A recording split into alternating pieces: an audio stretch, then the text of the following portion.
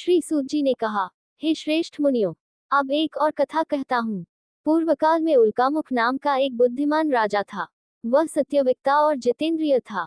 प्रतिदिन देवस्थानों पर जाता तथा गरीबों को धन देकर उनके कष्ट दूर करता था। उसकी पत्नी सुंदर और सती साध्वी थी। भद्रशिला नदी के तट पर उन दोनों ने श्री सत्यनारायण भगवान का व्रत किया। उस समय वहां साधु नामक एक वैश्य आया। उसके पास व्यापार के लिए बहुत सा धन था। राजा को व्रत करते देख उसने विनय के साथ पूछा, हे राजन, भक्तियुक्त चित्त से यह आप क्या कर रहे हैं? मेरी सुनने की इच्छा है। कृपया आप मुझे भी बताइए।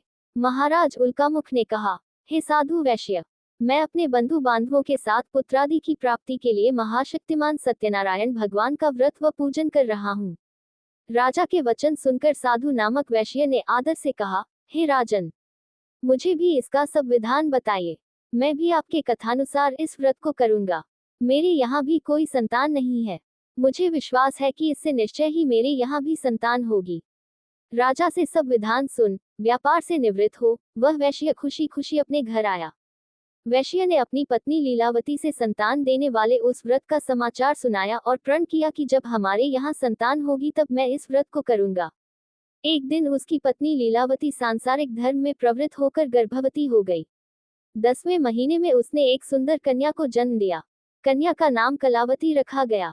इसके बाद लीलावती ने अपने पति को स्मरण दिलाया कि आपने जो भगवान का व्रत करने का संकल्प किया था अब आप उसे पूरा कीजिए। साधु वैश्य ने कहा, हे प्रिय, मैं कन्या के विवाह पर इस व्रत को करूंगा। इस प्रकार अपनी पत्नी को आश्वासन दे वह व्यापार करने चला गया। काफी दिनों पश्चात वह लौटा तो उसने नगर में सखियों के साथ अपनी पुत्री को खेलते देखा। वैश्य ने तत्काल एक दूत को बुलाकर कहा कि उसकी पुत्री के लिए कोई सुयोग्य वर की तलाश करो।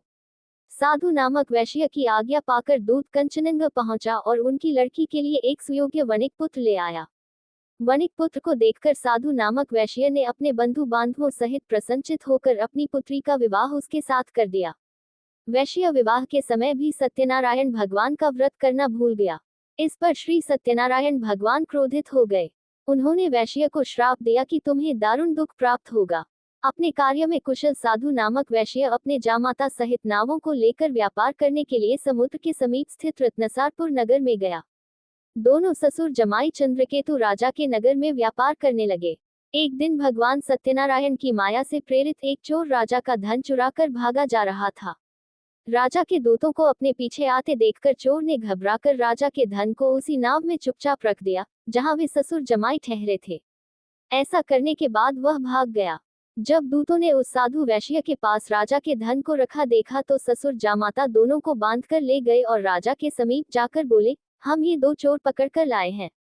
कृपया बताएं कि इन्हें क्या सजा दी जाए। राजा ने बिना उन दोनों की बात सुने ही उन्हें कारागार में डालने की आज्ञा दे दी। इस प्रकार राजा की आज्ञा से उनको कठिन कारावास में डाल दिया गया तथा उनका धन भी छीन लिया गया। सत्यनारायण भगवान के श्राप के कारण साधु वैश्य की पत्नी लीलावती व पुत्री कलावती भी घर पर बहुत दुखी हुई।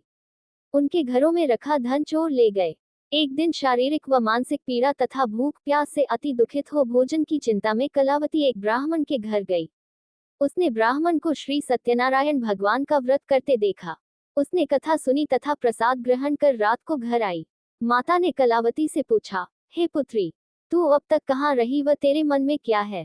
कलावती बोली, हे माता, मैंने एक ब्राह्मण के घर श्री सत्यनारायण भगवान का व्रत होते देखा है। कलावती के वचन सुनकर लीलावती ने सत्यनारायण भगवान के पूजन की तैयारी की। उसने परिवार और बंधुओं सहित श्री सत्यनारायण भगवान का पूजन व व्रत किया और वर मांगा कि मेरे पति और दामाद शीघ्र ही घर वापस लौट आएं। साथ ही भगवान से प्रार्थना की कि हम सबका अपराध क्षमा करो। श्री सत्यनारायण भगवान इस व्रत से संतुष्ट हो गए। उन्होंने राजा चंद्रकेतु को स्वप्न में दर्शन देकर कहा, हे राजन, जिन दोनों वैश्यों को तुमने बंदी बना रखा है वे निर्दोष हैं। उन्हें प्रातः ही छोड़ दो, अन्यथा मैं तेरा धन, राज्य, पुत्रादि सब नष्ट कर दूंगा। राजा से ऐसे वचन कहकर भगवान अंतर्ध्यान हो गए। प्रातःकाल राजा चंद्रकेतु ने सभा में सबको अपना स्वप्न सुनाया और सैनिकों को आज्ञा दी कि दोनों वणिक पुत्रों को कैद से मुक्त कर सभा में लाया जाए। दोनों ने आते ही राजा को प्रणाम किया।